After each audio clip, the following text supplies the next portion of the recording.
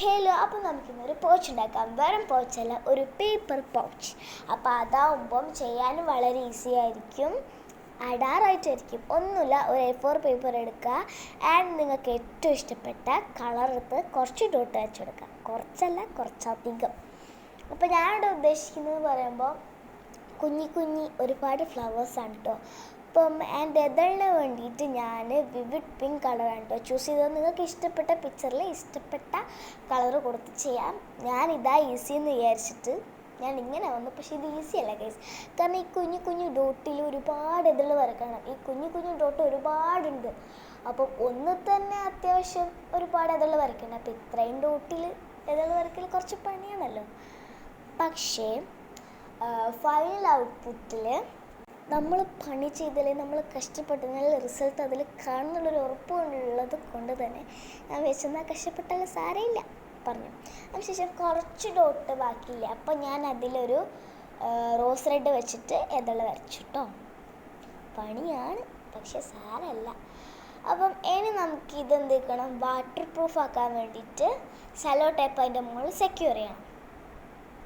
വെള്ളം തന്നെ പോയില്ലേ, പോയിച്ച് എത്ര കഷ്ടപ്പെട്ടുണ്ടാക്കിയതല്ലേ. ഓക്കെ, അപ്പോൾ നമുക്കിത് എന്ത് ചെയ്ത് കൊടുക്കാം, സെല്ലോ ടേപ്പ് വെച്ചിട്ട് സെക്യൂർ ചെയ്യാം.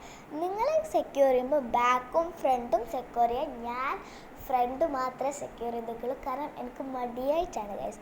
അതിനുശേഷം നമ്മുടെ സാധാ പോലെ പേപ്പറിൻ്റെ അല്ല, പൗച്ചിൻ്റെ ഷേപ്പിൽ മടക്കുക.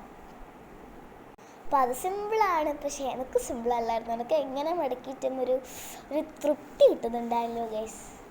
പക്ഷേ ലാസ്റ്റ് എനിക്ക് തൃപ്തി കിട്ടി കേട്ടോ, തൃപ്തി കിട്ടി എനിക്ക്.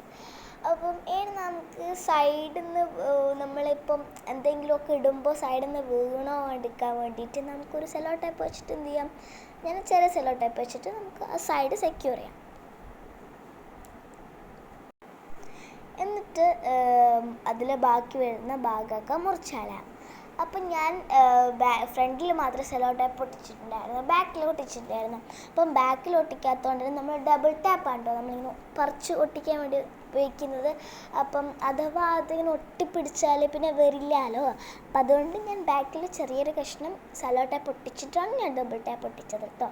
അപ്പോൾ മുന്നിൽ പിന്നെ നമ്മൾ എന്ത് ചെയ്തു, ആദ്യം ഒട്ടിച്ചല്ലോ, അതുകൊണ്ട് കുഴപ്പമില്ല. പിന്നെ ഞാൻ അതിലിട്ടെടുക്കുന്ന ഗ്ലിറ്റർ ഗ്ലൂ ആണ് കേട്ടോ.